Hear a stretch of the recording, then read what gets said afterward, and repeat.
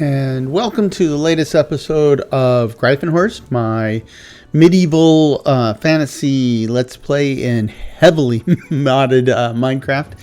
And in the last episode, we got all the bits and pieces in place to actually start enchanting my gear in a and created a new set of gear so that look at that, isn't it awesome?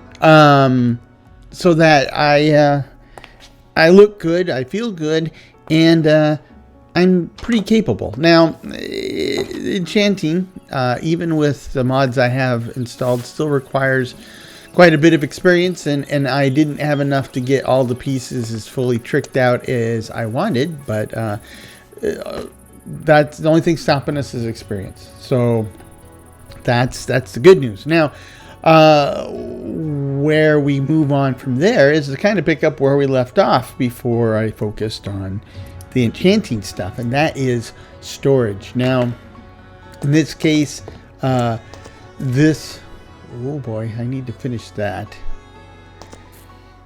I need to go make a bunch of stone bricks and get that flooring fixed. And in fact, where we are in general is I had started setting up some infrastructure for enabling the magical bits of Ars Nouveau. For this particular aspect of the project, there's some more stuff I need to implement. For example, an enchanting apparatus, which is this thing. And the enchanting apparatus is going to allow me to transform items through enchantments. And that is going to be a key element in today's work. So the whole point of today's work is we want to, we're going to need to excavate a little more of that level I was just on, because that's going to be the storage level.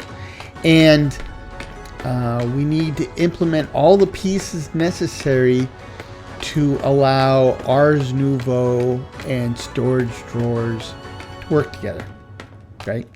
And I might have gone over this in the past, but the key element here is automation. And this is a form of automation, but automation in Ars Nouveau requires the use of various familiars, and familiars are little creatures that help out. In this case, we are after the bookworm, and I just want to make sure I know what I'm looking at here. As you can see, storage is a very critical need, and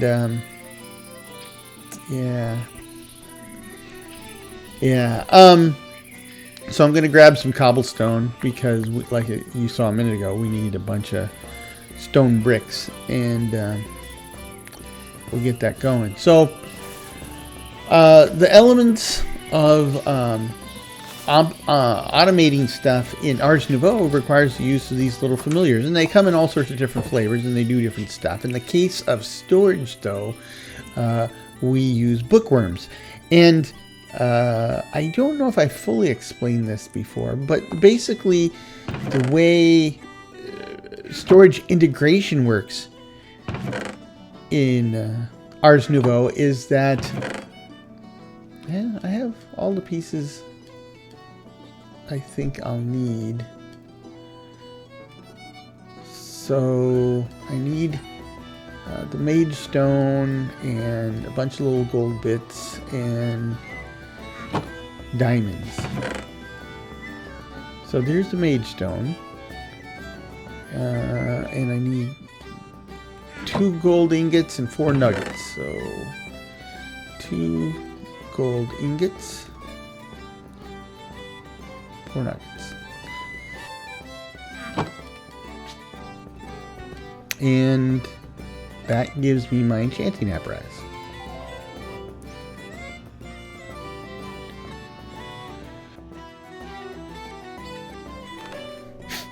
Now, the enchanting apparatus is going to require some bits, and that's these pedestals, which works out well because these pedestals are also, or at least one of them, is what I'll need for a brazier, which is like a little charcoal burner. But in this case, the brazier is something that we can use to combine magical effects. So I'm going to need 5 of these, 4 for the enchanting apparatus and 1 for transformation into a brazier.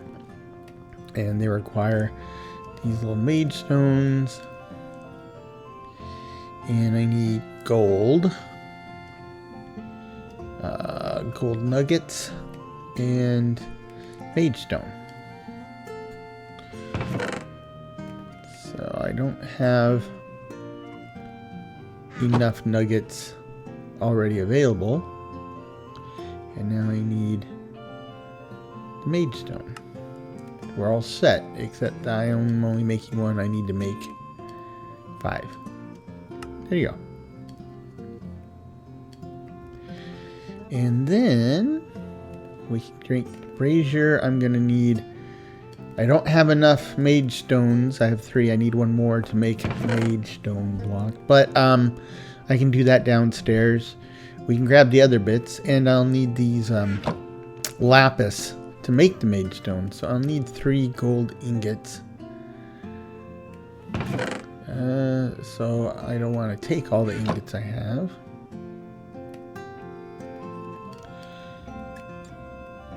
There you go. And what else? That should do that. And then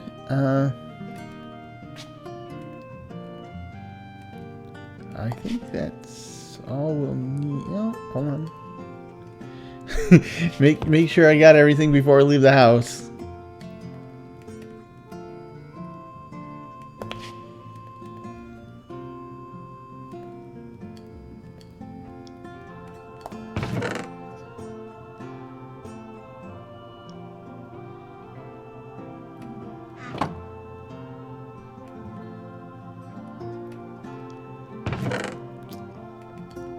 Grab this, I didn't realize an empty bucket. No, I have a bucket of water. Never mind. I didn't see it. Okay. So, so the way automation works in Ars Nouveau is you have all these little familiars running around and doing stuff for you. And in storage in particular, the way it works, from the Ars Nouveau side, we create a special lectern. It's called the storage lectern, which is different than a regular lectern, though it uses a regular lectern in its creation. And then we have this bookworm familiar that we will associate with this lectern, and that will enable us to connect to virtually any storage block, right? Inventory block. So where this is really cool in this particular world is that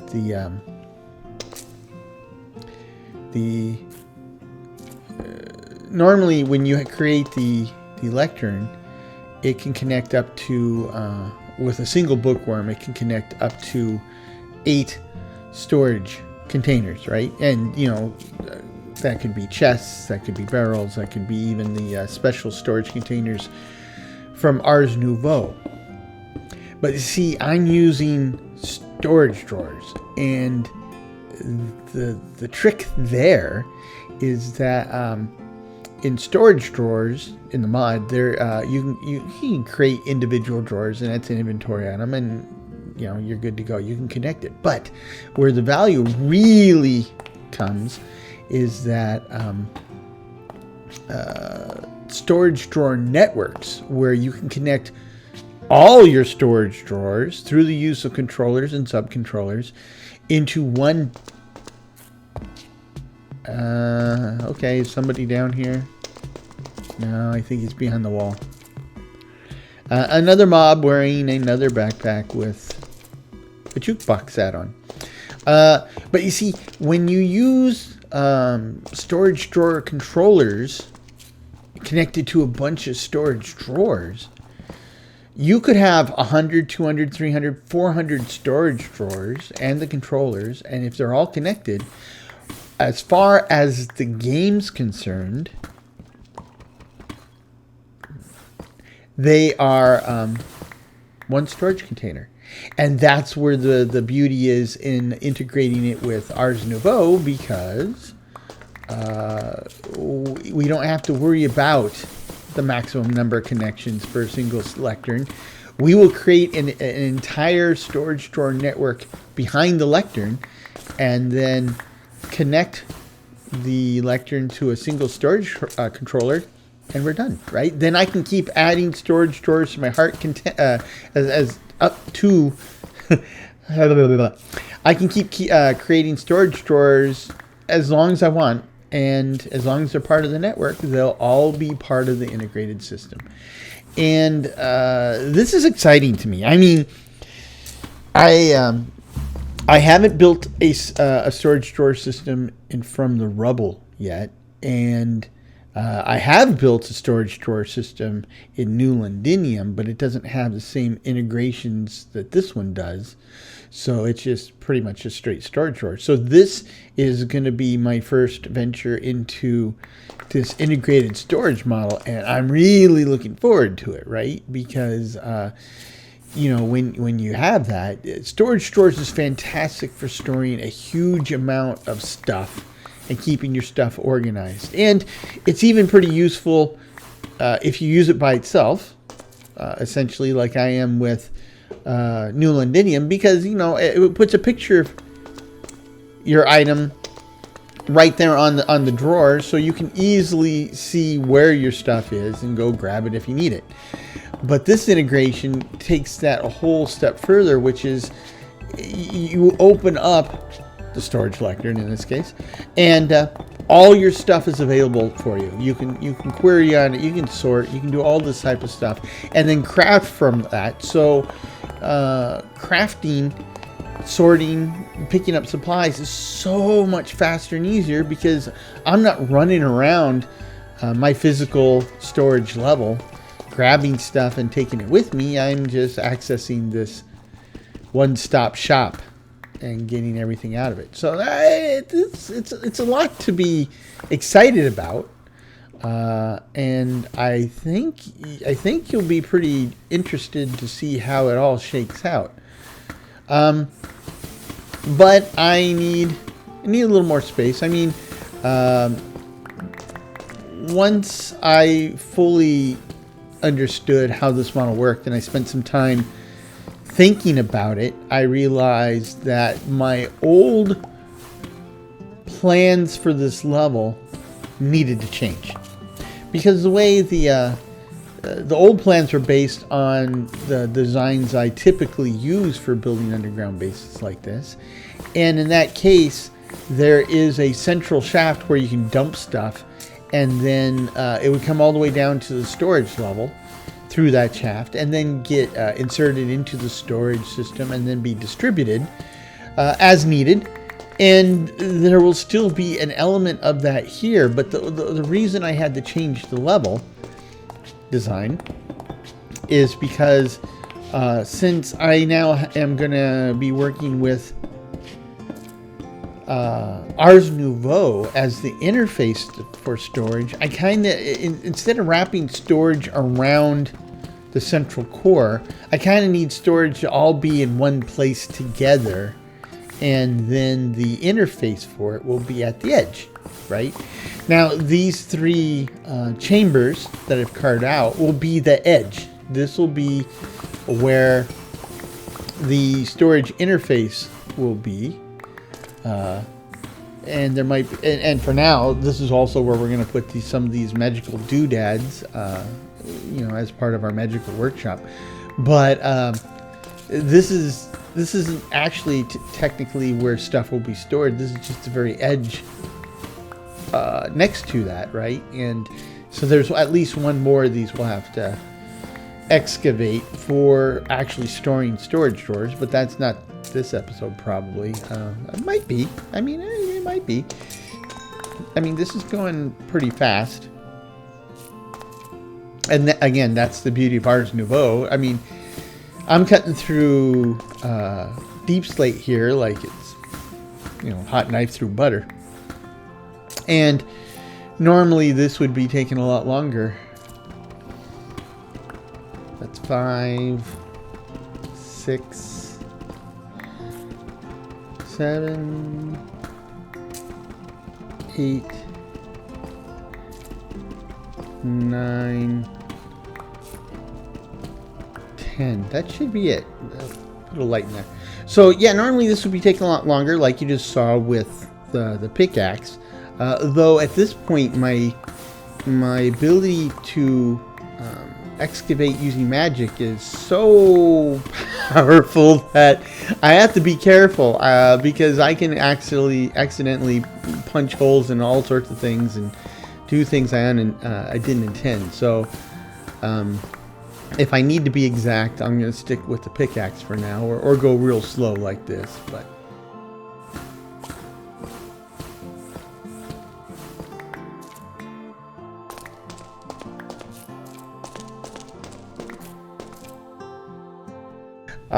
now, one of the things I was thinking about is I do have the ability to properly and fully enchant stuff with the advanced enchantment infuser, and I'm thinking about actually making a diamond pickaxe that I can enchant with excavate and some other choice bits, like I did in New Londinium, to go even faster. I mean, you know, it's kind of funny. The manual method is kind of slow but works. The Ars Nouveau spells works faster, and then returning to the manual but with a specially enchanted pick is the fastest yet. And 4, 5, 6, 7, 8, 9, 10. And this should then, I should be able to cut across here and reach the other corner, and if it lines up, then we're good to go. I just gotta finish excavation, and there we go, lines up. Okay, so anyhow, all of this is exciting stuff to me. This is a key element in what we're doing to get organized, because we actually have a lot of building to do here, right?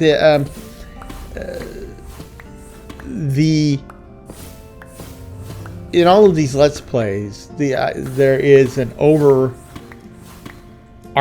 project that I'm working on. In this one, it is essentially building a castle, and then a village, and more villages, and essentially building and restoring civilization in a world that has gone feral. I mean, that's really what's happening here. Is civilization is messed up because primarily because of dragons. And as I know I've explained this one before, with the Ice and Fire mod, we've introduced dragons, and if you're not familiar with that mod, the the dragons in that mod, you know, these aren't you know, like Ender Dragon. Ender Dragon is a respectable opponent. Yeah, these guys, they make the Ender Dragon look like a big teddy bear. They're about the same size, but they are wicked powerful, incredibly strong, nasty as all get out, and they will come after you from, like, it feels like they come at you from miles and miles away. But and in fact, you know, when I was testing all this stuff, when I was putting together this mod pack, oh, they bounced me around like a rubber ball. Even when I thought I was really well enchanted and armored, they bounced me around like a rubber ball. And in fact, it made it really kind of hard to explore or get stuff done. So when I built this mod pack and then set it up. I actually set it up so that those dragons, they're spawning all right, but they are not. The default of the mod gives you like a ½ kilometer of a safe zone from spawn, and then after that they could be anywhere. And the problem is you know, even at the early stage of the game when you're running around your underwear or you know, maybe leather armor, encountering a dragon, well, it just wipes you out. And then there's a whole big piece of the board you can't go on to because he'll hunt you down and wipe you out. But I set that to be 10 kilometers out. So I essentially have a 20 kilometer diameter, right? 10 kilometers in every direction, where it's kind of a safe zone. The other mods will generate bad guys as usual, but I'm getting tired of being careful. But the problem with that is again, when I was in the testing, what it does is it takes all the dragons that would have spawned within that 10 kilometer radius and just pushes them out to the outside. So what is going to happen is we are going to have a concentrated ring of dragon-based death.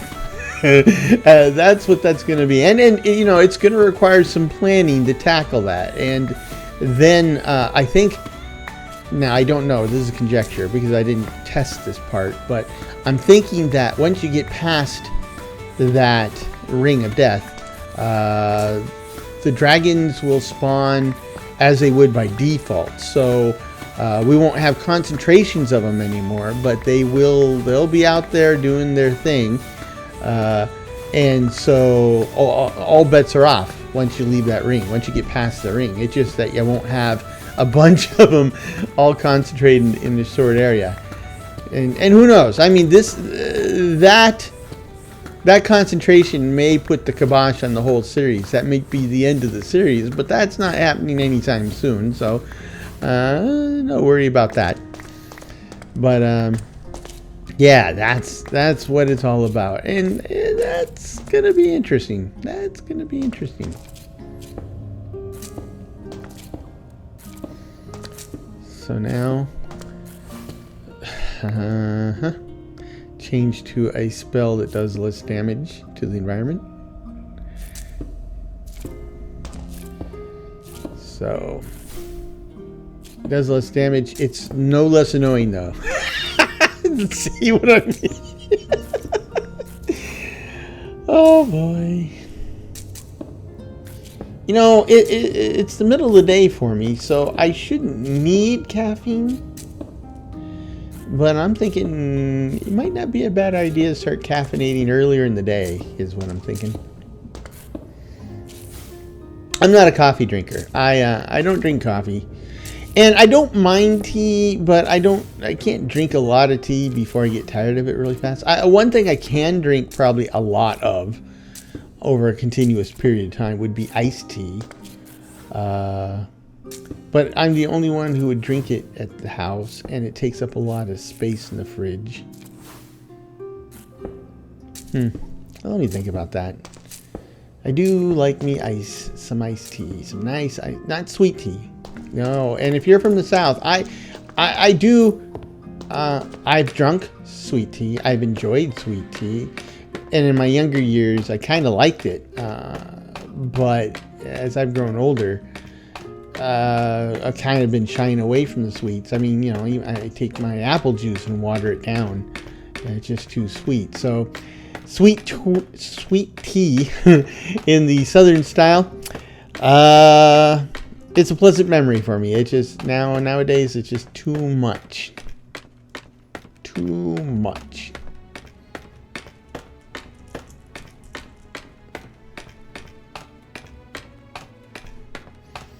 And you gotta make it with slow brewed sun tea, right? You know, where you get preferably a glass jar, bunch of tea bags, fresh cold water, put it in there, put the tea bags in, seal the jar, and let it sit in the sun. And it does make a difference. It does make a difference. That slow brewing using the heat of the sun that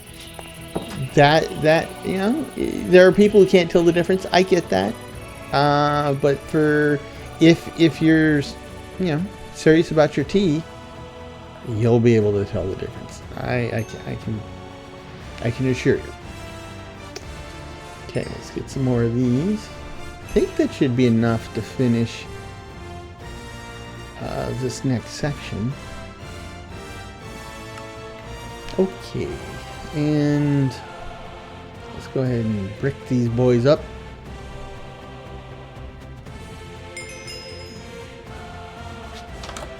And head back on down. You know what? Hold on.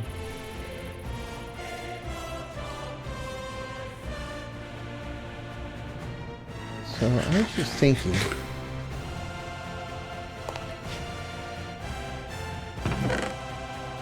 Let's make that diamond pick I was talking about. I got some experience levels now. I started the video or the episode with 0. So now I got some. It won't be enough to fully enchant this baby, but enough to probably get us where I need to be. So let's see. We will want mending for sure. And then let's see how many. We got excavating is a one-shot deal, and then how much efficiency we can get. Efficiency 2. And nope, no fortune. No unbreaking. Oh, well, because I only have 11 levels anyway. That's the whole shebang. That's all I can do. But this should help speed things along. You'll see what I'm talking about in a minute here.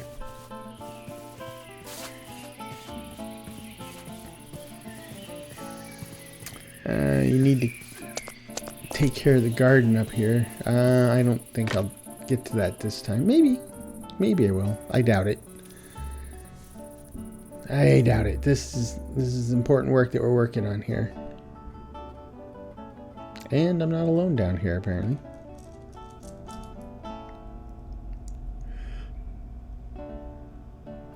Certainly no reason to think I would be. Okay, so let's finish putting up these stone bricks.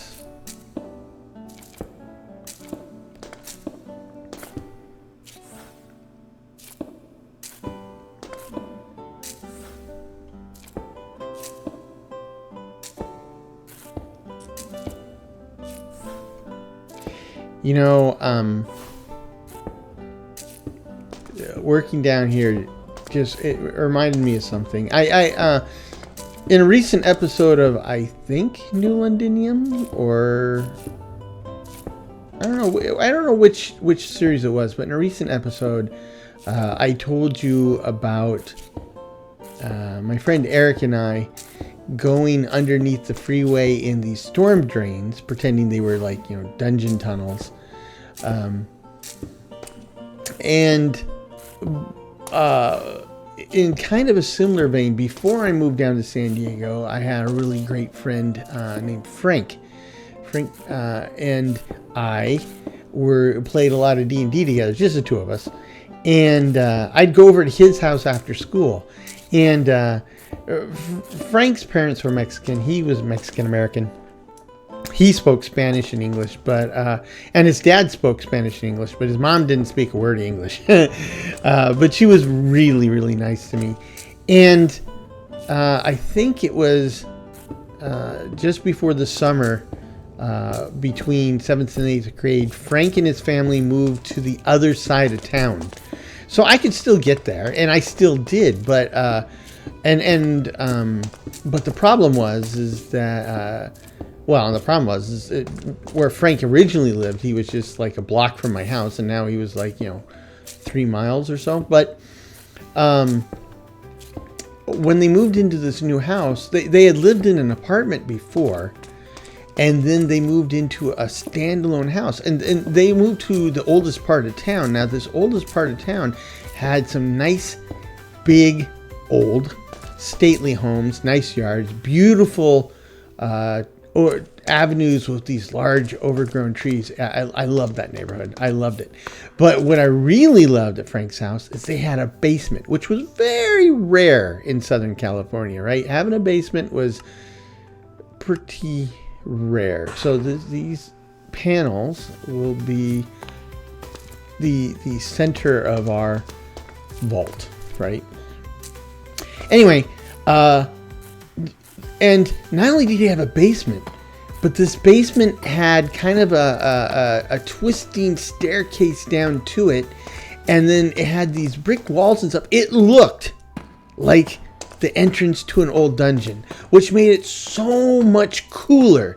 And I guess his parents didn't really have any use for that basement, so Frank was pretty much free to take it over and do what he wanted. So he had all these candles and stuff. I mean, it was awesome. It was an awesome place to go play D&D or just hang out or, geek out. And that's what we did. And this deep slate architecture and building, just, I don't know why I didn't trigger it before, but right now it's really triggering those memories pretty hard.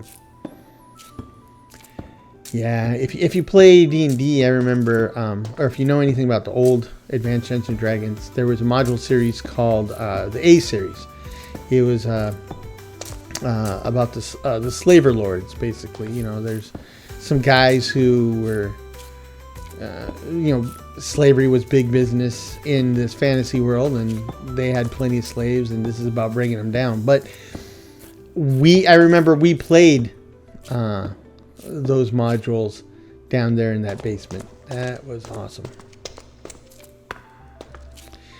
Awesome. Now that's got me thinking, not a basement, but another module I really enjoyed was, I believe the number was S3, Expedition to the Barrier Peaks. And now that one was interesting because at this point in history, there was Advanced Dungeons and Dragons made by TSR, Tactical Studies Rules, the game company that made it.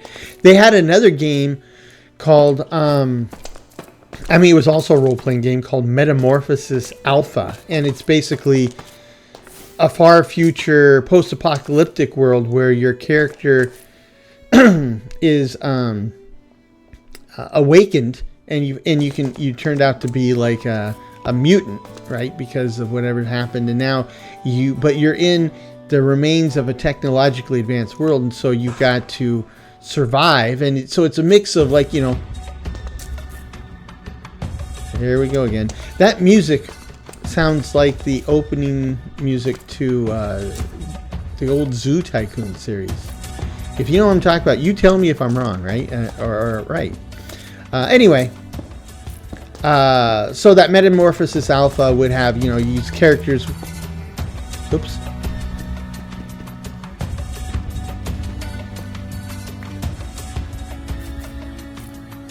That's not right either. What am I missing? Oh, I'm missing deep slate tile blocks. Anyhow, the Metamorphosis Alpha, so you basically wake up in a complex or a spaceship. I don't remember which. But, I think it was a big spaceship, right? So then you're running around in a spaceship. You find the leg of a chair and you use that as a weapon. But then the technology's still there. If you can figure it out, you can get security cards and, laser weapons and all this stuff.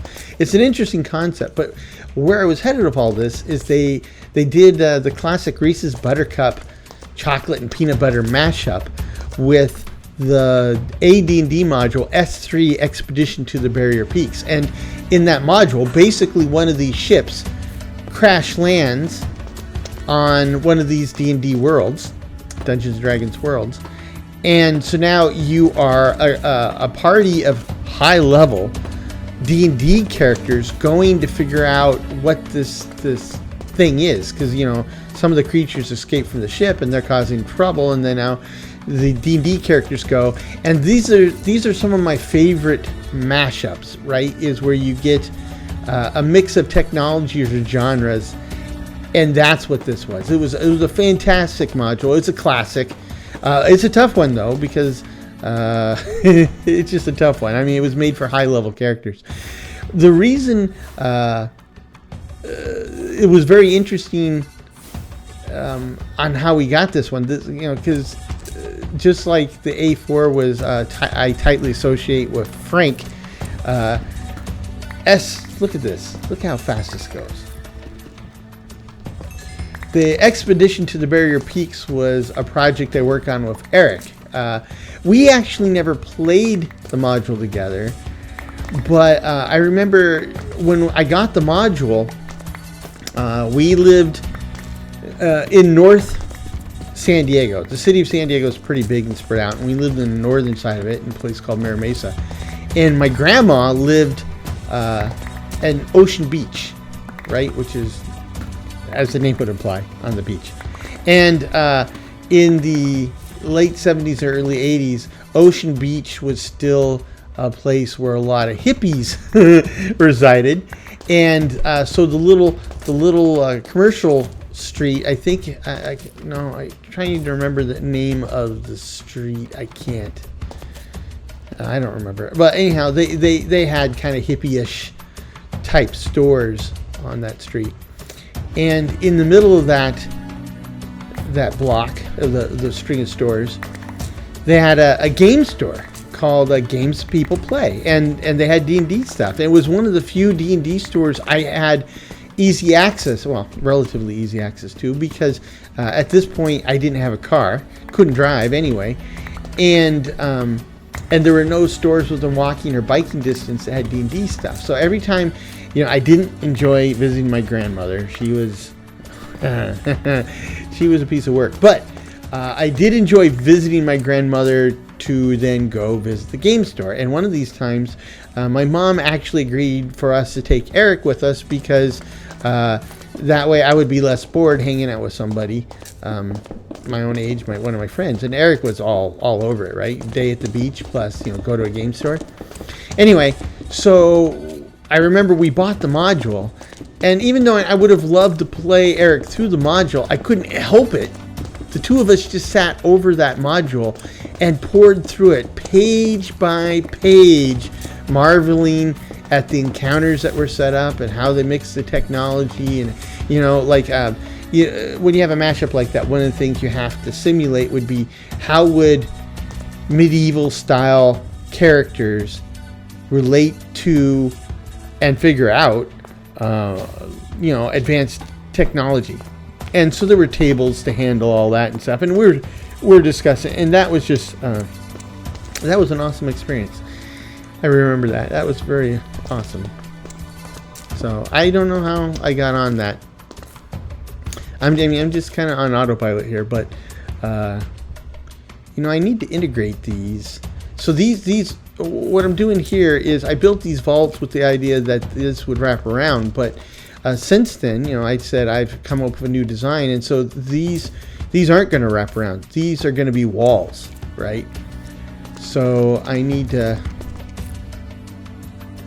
make adjustments accordingly.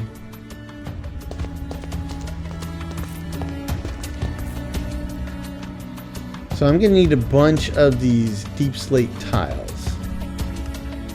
I think they're a pretty cool looking block. Now, you may have noticed these, your actual experience may vary, because I'm using the Lithos HD texture pack.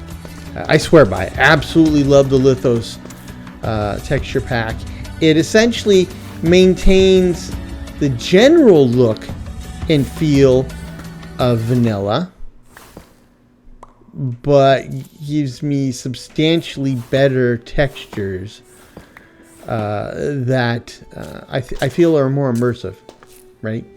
So I can't get this thing from here. I couldn't cast a spell on it to break it, and I can't quite reach it to break it either with a pickaxe. I need to stand on something. There you go. So anyway, I love this texture pack, and now that I will involuntarily have more free time to work on the channel, and these projects, I will also start working on 32x textures for some of the various mods and models I have in these packs. So I'm looking forward to all that. That'll be cool. Like you said, this is not a one and done type of project. This is I mean, all these Let's Plays are really long-term projects that I hope will grow more interesting with time. And, you know, truthfully, I never expected... I never expected these series to take off from the get-go, right? Because I always thought that the value in these things is where we eventually get to, but between now and then, it's going to be very limited interest. And a lot of you have proven me wrong with that, and I sincerely thank you for that. You have become interested in this work far sooner than I thought anybody would, and that makes me happy, right? I mean, it makes me happy. And he's back. And I hope this is making you happy. I hope you're enjoying this, because let's face it, I mean, the world is kind of a crazy place right now. I mean, it's always by definition a big crazy place, but it's particularly, I did not mean to do that. It's particularly bad right now, and even to a certain extent, that's you know, there's a lot of content on YouTube that kind of reflects that, and I'm kind of hoping that these videos, I mean, I use them as a refuge from all the weirdness going on in the world. I kind of hope you do too, right? A place where you can come in and we can be positive and just kind of goof around, laugh, and just escape all the other crud for a while. And that is probably ultimately the greatest value I think these series have. Is just, you know, let loose, let our hair down. If you have hair. I don't... Letting my hair down is strictly a metaphor with me, but yeah, hopefully you still have yours. Or you got a cool wig or something, I don't know. I don't know. So there, that looks like it's supposed to. I think I'm going to need to replace these. Since these blocks will be exposed, I will need them to match the coins. There we go. The coins are these little side blocks I put in where they alternate, right? And it's not coin C-O-I-N-S like you put in your pocket, but coin Q-U-O-I-N-S, which is giving you that little alternated view. And there you go. And Jungle Boy here is driving me nuts. I'm almost tempted to go knock his block off, but I'm looking at the clock here and I see that I am running out of time. I still have a lot to do. Kind of like Jerry Reed said, eastbound and down, rolling up and trucking. We got to do what they say can't be done. A long time to go and a short time to get there. And I don't remember us. Oh, I'm actually kind of impressed I remember that much. So, there.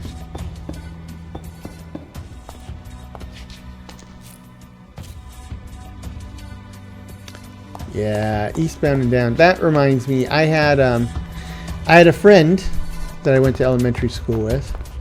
Her name was Darlene. Very nice woman, very emotional woman, but you know, she had her ups and downs in life as an adult, and like I remember her husband got custody of her kid and all that stuff, but and she wound up being laid off, and she was struggling to find a new job that could feed her and get her kid back. And the Eastbound and Down kind of reminded me, because she actually went to a trucking school, of all things, and became a truck driver. And so she was on these long haul routes, and she actually had really started to turn her life around. She was going places, she was seeing stuff, she was having a lot of fun. She's making good money. She was happy again. With the job like that, she wasn't going to get custody of her kid, but she was able to see her kid a lot more. Things were really on the upswing for her. And I use all of this in the past tense because she passed away a couple months ago from cancer. And that was too bad, because I think, well, it felt like she'd finally caught the break that she was deserving of all along. And then fate had another idea in store for her. So, kind of bummed about that. I'm very bummed about that, actually. I guess I'm just at an age where this type of thing's happening more and more often, right? I lost Eric, I lost Darlene. Just losing people.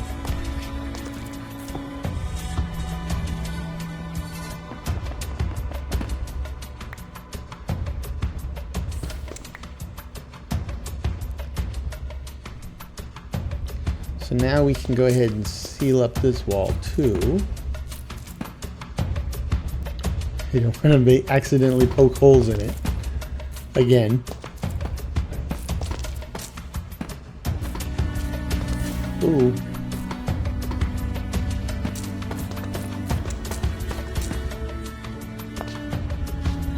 I left myself in a kind of a spot there. It's kind of hard to get in there. I can do it against that side block, like that.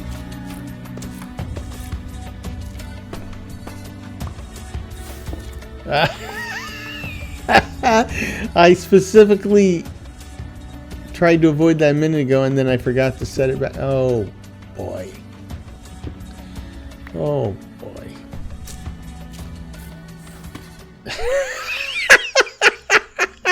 I'm just making it worse, and that's not working either. Okay, I gotta stand on something. Couple somethings. There we go. Can't quite reach all the way across, can I? No.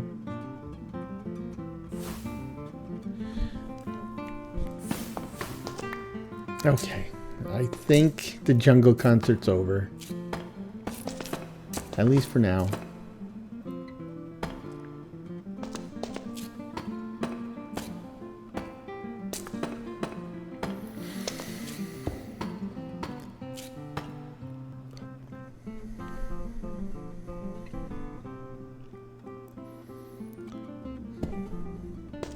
Kind of give me something to stand on here.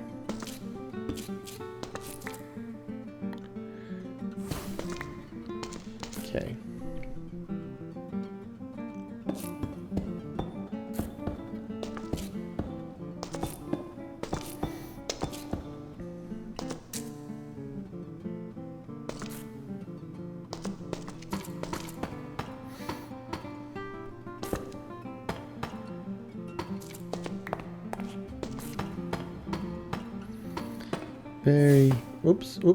Oopsie. Stop that.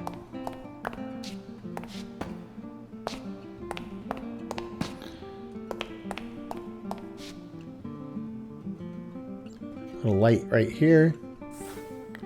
And now you got a light there.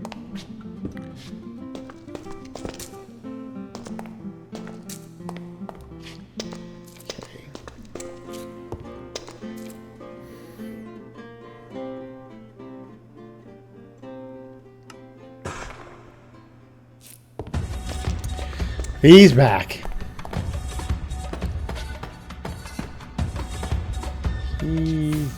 Oops.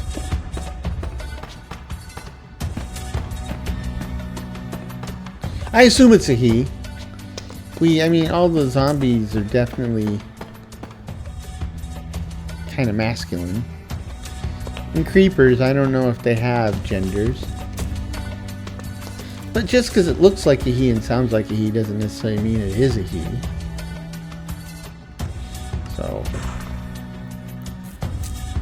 So I guess they're back. Let's go with that.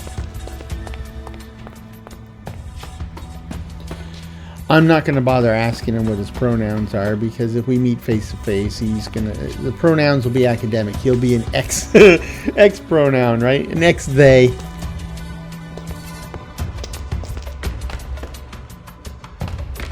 Okay, I need to go get that last stack of stone blocks I cooked, so we can finish up and make our stone bricks. And then we can make the magic happen. And it's a nice little break from the Zoo Tycoon theme. I swear it's the same song. It would be interesting to see if it is. I wonder how we would do that, though.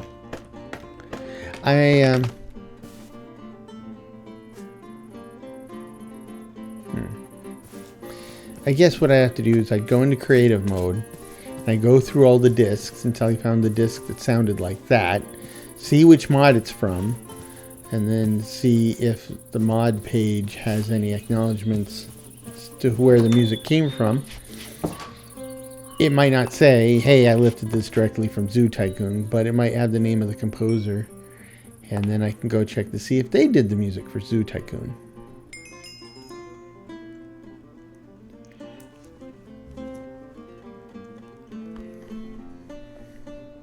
You know, I need...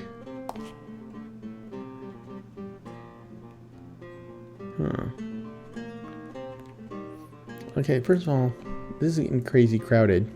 Got a lot of deep slate I need to get rid of, but... And then this one's 27, so I can just automatically put it into blocks. No leftover.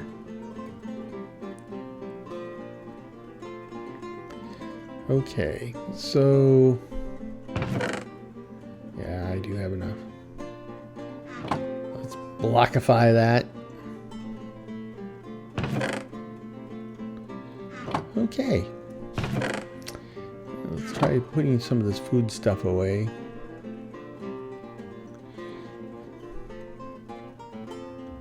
Didn't know I had 8.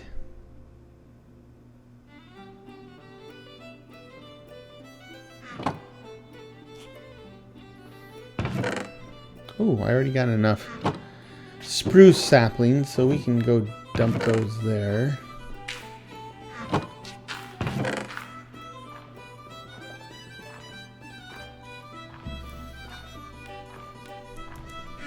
What a mess. What a mess. I'm going to need each of the archwood tree types, saplings from each of the archwood tree types. So, and then I believe the blue one should be here. Yep. And we'll put those. We will make mage stones downstairs, but I need a piece of archwood. I need flourishing archwood specifically. And I don't have any archwood logs, much less flourishing archwood logs. And flourishing archwood's a green tree, and I got a red one and a blue one down there. So I need another green sapling. And we'll plant one right here.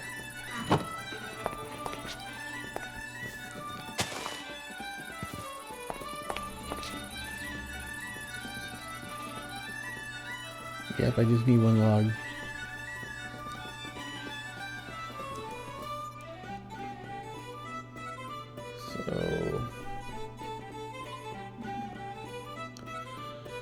let's see, a lectern. I need slabs and a bookshelf.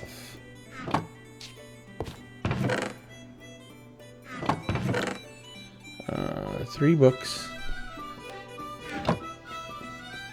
And got some, I have wood someplace. Oh yeah, oh yeah. So, 2 logs should give me 8 planks, and then, oops.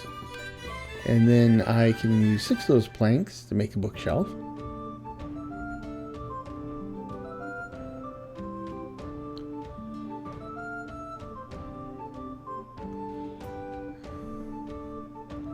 And then I need more planks to make slabs.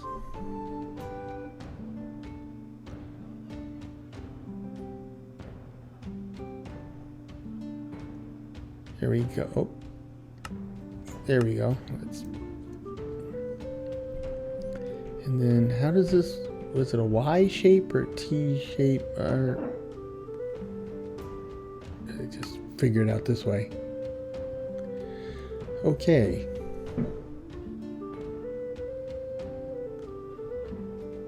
And then we should be able to make the chests. I need a lectern and I need 4 chests. And then that's the only thing I think I would need after that is the Dominion wand. And that's going to require what? It's going to require 2 mage stones, which we'll get, and a gold ingot. Check. And then we need more of this stuff. And then my tree is not treeing, so yes, we will need bone meal. First of all, let me make some space here. What a mess. What a mess.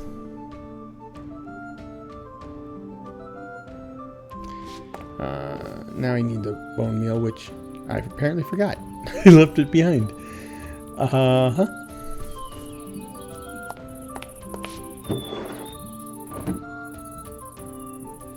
Okay, and does this work on archwood trees? Oh, guess so. Here, give me a piece of this. Thank you.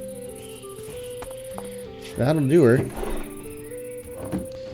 Okay, I think I have everything I need to basically wrap this up. Whee!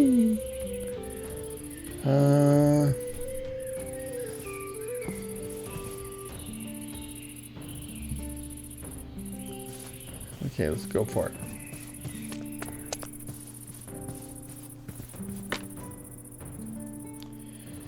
Let's go for it.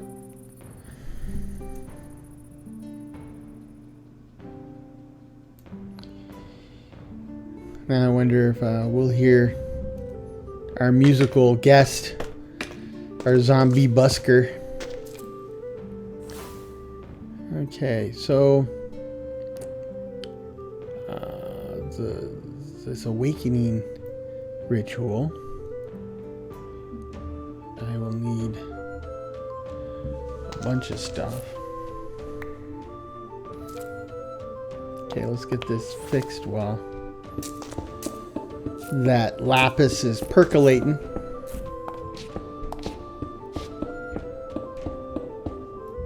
Okay.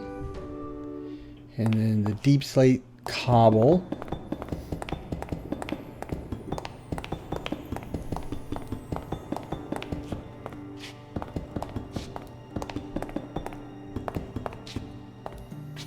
Got plenty of that.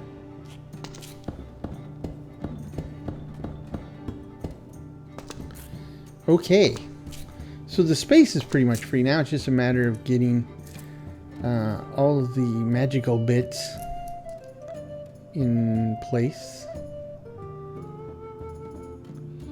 So I need 4 mage stones and the saplings. Let's move this stuff out of the way.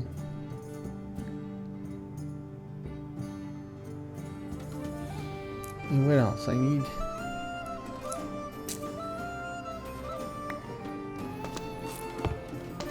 I am going to need one more piece. The ritual awakening we will use on the brazier, but then I need to use another item to define what familiar I'm getting, and I need a book and quill. I had one up there in my little armored hut, but I forgot to bring it with me, so I gotta go get that real quick.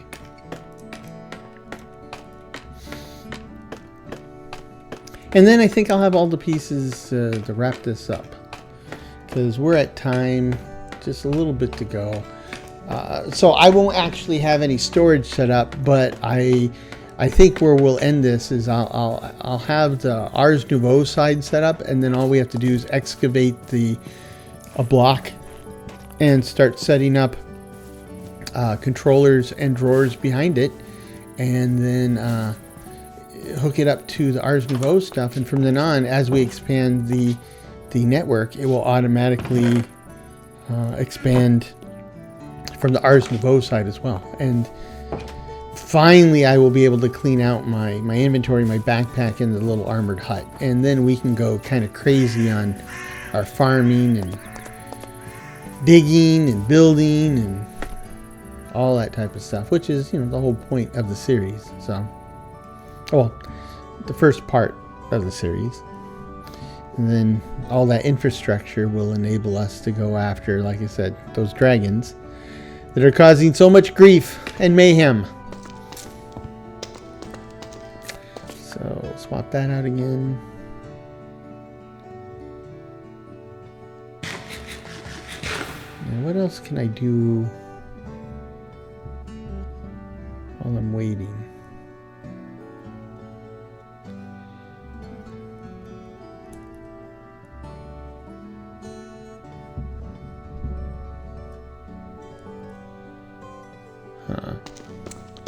So I can put, where are my chests? There they are.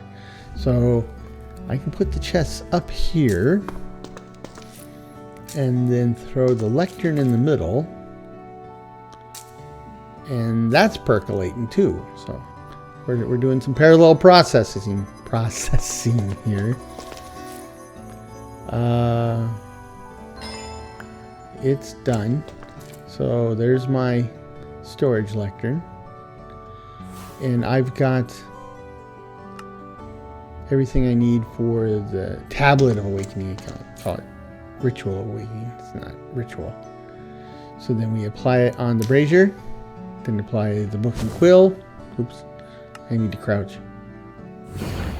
And where'd it go? Where is it? Oh, there it is. And we got a bookworm charm. Now, we grab the storage lectern and plop it down where it'll be. Use the bookworm on it, and now we're set, right? Now we just need a Dominion wand that we can use to connect this to storage. And isn't he cute? Or they cute? Whichever way it goes. So let's see. The Dominion wand works how? It is... okay, 2 mage stones and the gold ingot. So I need another mage stone. Meanwhile, I can kind of start putting pieces in place. Oh, thank goodness. This is a huge relief, right? This is a huge relief to have this much done already. Already. We are 18 hours into this series. So I wouldn't call it already, but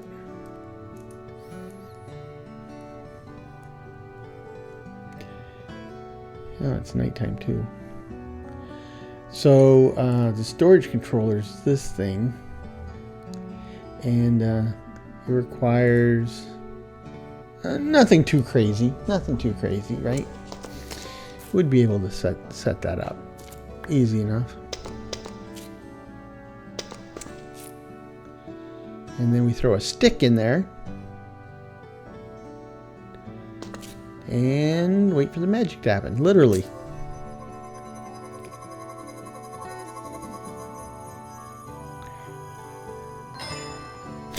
It's like the microwave dinger.